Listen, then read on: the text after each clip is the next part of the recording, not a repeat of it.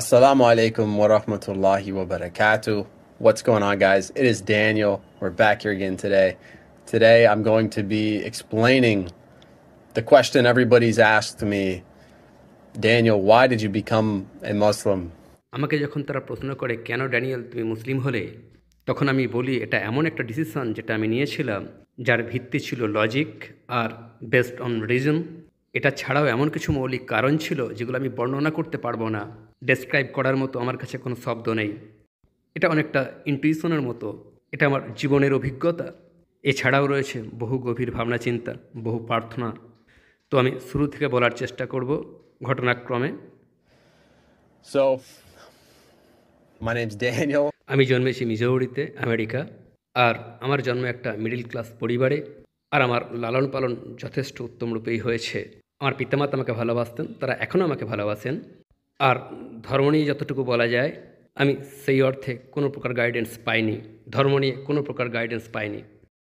এখন বর্তমানে আমার কাছে এটা মনে হয় এক প্রকারের ব্লেসিং, আবার এটা এক প্রকারের অভিশাপ। কারণ এটা আমাকে দিয়েছে একটা পরিষ্কার স্লেট আমার এই জার্নির জন্য। আমাকে সক্ষম করেছে বাইরে বের হতে, আমার নিজস্ব সত্য খুঁজে বের করতে। কোনো কিছুই আমার উপর চাপিয়ে দেওয়া হয়নি। তবে এটা অন্যদিকে একটা অভিশাপও বটে, কারণ আমাকে খোঁজ করতে হয়েছিল। সত্যকে খুঁজে পেতে আমাকে বহু কঠিন পথে হাঁটতে হয়েছিল, বহুবার আমাকে ভুল পথে চলতে হয়েছিল, পথভ্রষ্ট হতে হয়েছিল। তবে একটা কথা কি জানেন, গড নোজ বেস্ট, গড সর্বোত্তমটা জানেন। আর আমি আমার এই জার্নির জন্য গডের প্রতি গ্রেটফুল। আর আমার এই জার্নি আমাকে যেখানে নিয়ে এসেছে তার জন্য আমি কৃতজ্ঞ। তো আমি আমার সবচেয়ে প্রাথমিক অভিজ্ঞতা গডকে নিয়ে স্মৃতি, তখন আমার বয়স 5 কিংবা 6। আর আমার মনে আছে আমি প্রার্থনা করছি আমার সিস্টারের সাথে। অফকোর্স সে আমার বড় সিস্টার।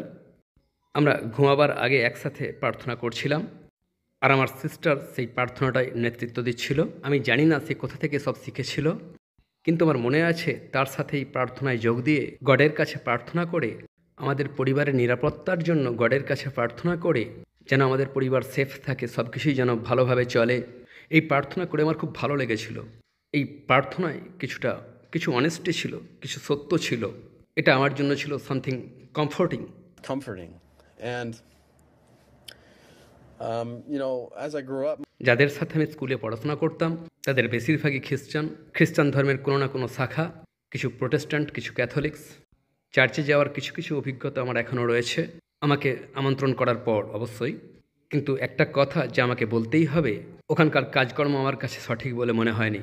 যদিও আমার মতো একজন বালকের কাছেও অনেস্টলি এটা আমার কাছে সিলি বলে মনে হয়েছিল ইনঅথেন্টিক, সত্যতা নেই। তোমরা সত্যই এটাকে বিশ্বাস করো? সত্যই? really, it seems silly to me, honestly. Um, আর যতদূর ইসলামের কথা বলতে পারি, তো আমি বলবো আমি ইসলামের মুখোমুখি কোনোভাবেই তখন হইনি। একজন বালক হিসাবে ইসলামের কোনো কথা জানতাম না। বড় হয়েছি মিজৌরিতে, আমেরিকার মাঝখানে। সমস্ত সাথী সাদা চামড়ার। আমার ক্লাসে মাত্র একজন এশিয়ান ছিল, আর কয়েকটা ব্ল্যাক কিডস। তবে আমি কিছু উড়ো কথা শুনতাম মুসলিমদিকে নিয়ে, ইসলামকে নিয়ে। তবে অবশ্যই তা যুদ্ধের কনটেক্সটে, অথবা উগ্রপন্থা বা টেরোরিজমকে নিয়ে। তো তখন আমার কাছে এগুলোর কোনো গুরুত্ব ছিল না, তাই সেগুলোকে আমি জাস্ট ইগনোর করতাম। এখন 12 কিংবা 13 বছর বয়সে আমার মনে আছে আমি ইউটিউবে এথেইস্টদের ভিডিও দেখা শুরু করলাম, যেমন রিচার্ড ডকিন্স। আর এই ভিডিওগুলো আমার কাছে অর্থপূর্ণ বলে মনে হতে শুরু করলো। আর একটা কথা বলা যায়, তখন এটাই আমাকে একটা পথ দেখালো আমার চারপাশের এনভায়রনমেন্টের প্রতি একটা প্রতিক্রিয়া করার, সেই সমস্ত খ্রিস্টানস যারা গডে বিশ্বাস করে তাদের বিরুদ্ধে।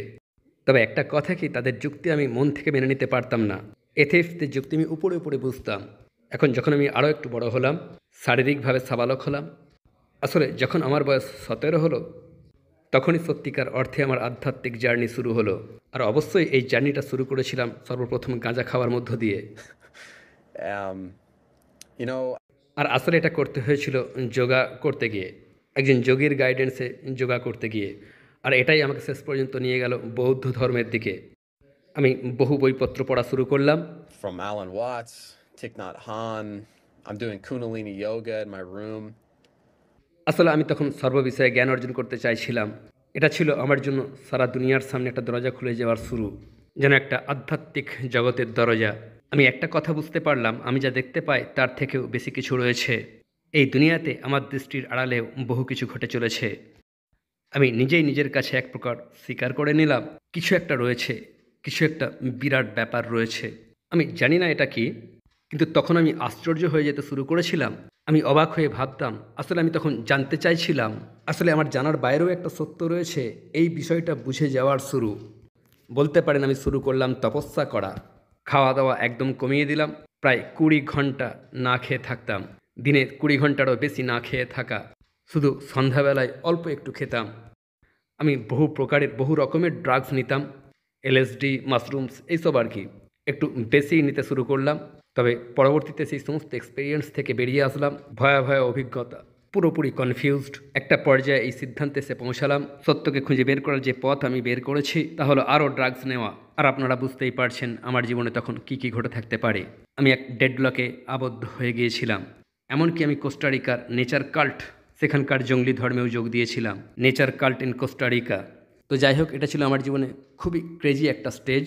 বহু ঘটনা রয়েছে যেগুলো আমি আর তুলে ধরতে চাই না।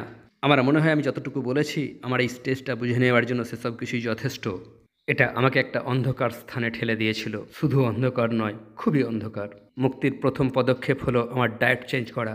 দুধ খাওয়া শুরু করলাম, মাংস খাওয়া শুরু করলাম, 20 কেজি ওজন বাড়ালাম, জিমে যাওয়া শুরু করলাম। থাইল্যান্ডের বিখ্যাত মুয়ে থাই জিমে যোগ দিলাম। শরীরচর্চা, ফাইটিং।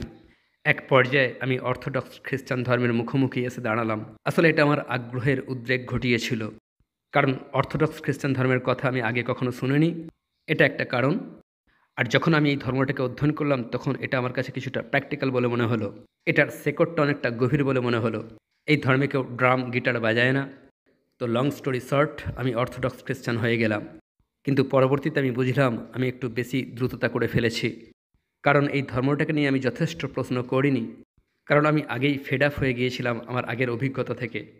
আমি কিছু নিয়মকানুন, আদেশ নিষেধের জন্য লালায়িত হয়ে গিয়েছিলাম। আমার জীবনে একটা শৃঙ্খলা আনতে চাইছিলাম। তাই খুব একটা চিন্তাভাবনা না করেই এই অর্থোডক্স খ্রিস্টান ধর্ম গ্রহণ করে নিয়েছিলাম।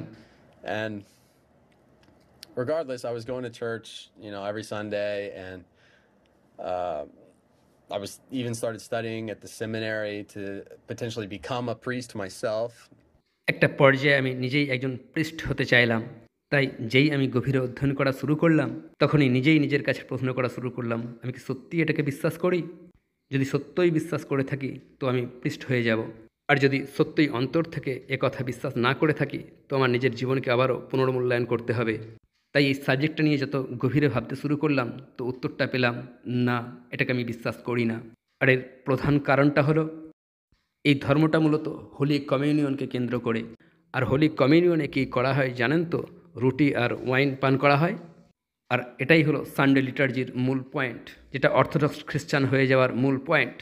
একজন অর্থোডক্স খ্রিস্টানকে সানডে লিটার্জিতে যোগ দিতে হবে। আর লিটার্জি মিট করছে কমিউনিয়নে। আর কমিউনিয়ন কি? তারা বলে আপনি আক্ষরিক অর্থেই গডের রক্ত ও মাংস খাচ্ছেন। And so I thought about this. আমি কি অন্তর থেকে এটা বিশ্বাস করি? এটা কি আদেও আমার কাছে লজিক্যাল বলে মনে হচ্ছে? এটা কি আদেও আমার কাছে অর্থপূর্ণ কোনো বিষয় বলে মনে হচ্ছে? এটা কি আদেও আমার সত্য বলে মনে হচ্ছে? আর উত্তরটা ছিল না। So I had to reassess. I had to completely আমাকে সম্পূর্ণরূপে পুনর্মূল্যায়ন করতে হলো। তাই যে ধর্মে আমি বিশ্বাস করি না সেই ধর্মে থাকার কোনো অর্থই হয় না।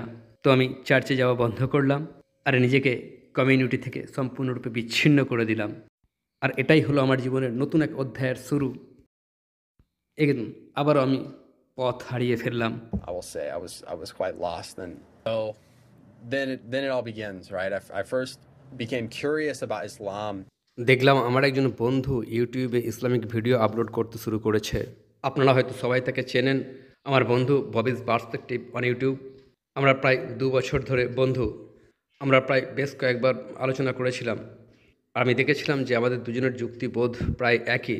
যেটা সঠিক সেটাকে আমরা দুজনেই সঠিক বলে মনে করতাম। আমি তাকে যথেষ্ট রেসপেক্ট করতাম। তাই যখন আমি দেখলাম যে সে ইসলাম নিয়ে অধ্যয়ন করছে আমার কাছে একটু অদ্ভুত লেগেছিল। আমি এটা এক্সপেক্ট করিনি। আমি ভেবে পাচ্ছিলাম না সে এরূপটা কেন করছে। আমি তো জানতাম Islam is dangerous, right? It's not true, right? ইসলাম তো ডেঞ্জারাস, এটা সত্য হতে পারে না। তারপর আমি ভাবতে শুরু করলাম এটা কেন সত্য নয় আর কী কারণে এই ধর্মটা ডেঞ্জারাস। আমাকে সত্যটা জানতে হবে কেন। আর তাই আউট অফ মাই কিউরিওসিটি আমি এই প্রশ্নের উত্তর খুঁজে বের করার চেষ্টা শুরু করলাম। কেন ইসলাম সত্য নয় আর কেন এই ধর্মটা ডেঞ্জারাস। তো আমার বন্ধু যে ভিডিওগুলো দেখছিল আমিও সেগুলোকে দেখতে শুরু করলাম। আর একই সাথে আমি শুরু করলাম কোরআন পড়া। নির্দিষ্ট কিছু প্রশ্নের উত্তর খোঁজার জন্য আরও কিছু ভিডিও দেখলাম। আর প্রায় 4 থেকে 5টা মাস আমি ব্যস্ত হয়ে রইলাম। 4-5 মাস পর আমি দেখলাম আমি তো ইসলাম নিয়ে অবসেসড হয়ে পড়েছি। আমি রিসার্চ করেই যাচ্ছি। আমি ঠিক এক্সাজারেট করতে চাইছি না, আমি বাড়িয়ে বলতে চাইছি না। তবে সত্যি কথাটা হলো আমি আমার দৈনন্দিন কাজ শেষ করছিলাম না। আমার নিজের কাজ করা কঠিন হয়ে পড়ছিল। নিজের জীবিকা নির্বাহের জন্য যে কাজ করার কথা, ইসলাম নিয়ে আমার আগ্রহে এতটাই মগ্ন হয়ে গিয়েছিলাম যে আবার নিজের কাজ করা কঠিন হয়ে পড়েছিল। Thinking, oh, what about this? Okay, and then I'd have to know. Oh, what about that? Okay, research. Sometimes it would take me an hour to find an answer, sometimes 5 minutes, sometimes a few days. আমার প্রচুর প্রশ্ন ছিল, ইসলাম নিয়ে আমার প্রচুর প্রশ্ন ছিল। আমার মনে হচ্ছিল আমার প্রত্যেকটা প্রশ্নের উত্তম উত্তর রয়েছে। আচ্ছা, ইসলামের ভিত্তি কোনটা? কিসের উপর ইসলাম দাঁড়িয়ে রয়েছে? ওকে, কোরআন। আচ্ছা, তাহলে কোরআন লিখেছে কে? আমি পড়তে শুরু করলাম, দেখলাম কেউ লেখেনি, গড লিখেছেন। কিভাবে আমরা জানলাম যে এটা গডের লেখা? আমি রিসার্চ করা শুরু করলাম, দেখতে পেলাম এটা একজন মানুষের পক্ষে লেখা অসম্ভব। তারপর যে প্রশ্নটা মাথায় উঠে এলো তা হলো কোরআন হলো পরিপূর্ণ ভয়ানক হিংসা আর ডেঞ্জারাস শিক্ষায়, তাই তো? আমি রিসার্চ করা শুরু করলাম, পড়তে থাকলাম। না, বাস্তবে কোরআন পরিপূর্ণ, স্পষ্ট, লজিক্যাল সমাধানে সেই সমস্ত সমস্যার যা রয়েছে আমার জীবনে। শুধু কি তাই, আমি দেখেছি মানব জাতির মধ্যে যত সমস্যা রয়েছে সব কিছুর সমাধান আছে এই কোরআনে। আমার সামনে সব কিছু স্পষ্ট হয়ে যেতে শুরু করলো। আমি দেখতে পেলাম কিভাবে কোরআনের শিক্ষা, ইসলামের সমস্ত শিক্ষা আমার নিজের জীবনে অ্যাপ্লাই হতে পারে আর কিভাবে বাস্তবায়িত হতে পারে সমগ্র পৃথিবীতে। এটাই হলো সেই চাবিকাঠি, সেই উত্তর যেটা আমাদের সবার প্রয়োজন। That we all needed. Wow. And আমি বুঝতে পারলাম আমরা সবাই চাই, আমাদের সবার প্রয়োজন, আমরা সবাই আকাঙ্ক্ষা করি একটা স্বর্গীয় আইন, যেটাকে আমরা আমাদের জীবনে গাইডলাইন হিসেবে কাজে লাগাতে পারি, যে কিভাবে আমরা আমাদের জীবনকে যাপন করব, of course in the best way possible. আর সেই আইনটা সরাসরি তার কাছ থেকে আসছে যিনি আমাদের সৃষ্টিকর্তা। এই আইন তিনি আমাদেরকে দান করেছেন, যিনি আমাদেরকে সৃষ্টি করেছেন। আর শুধুমাত্র সিলেক্টেড হাতে গোনা কয়েকজন তা বুঝতে পারে, আর তার থেকেও অনেক কম তার আদেশের কাছে আত্মসমর্পণ করে। আর এটা নিয়ে ভাবতে ভাবতেই আমি বুঝে গেলাম যে আমি তাদের মতো একজন হতে চাই যারা এই আইনের কাছে আত্মসমর্পণ করেছে। আর তাই আমি শাহাদার ঘোষণা দিলাম 2022 সালের 3রা December. alhamdulillah. And since then, my life has completely changed. May Allah bless you generously for watching this videos. May Allah bless you generously for watching this video. And inshallah, we will see you in the next one. Assalamu alaikum.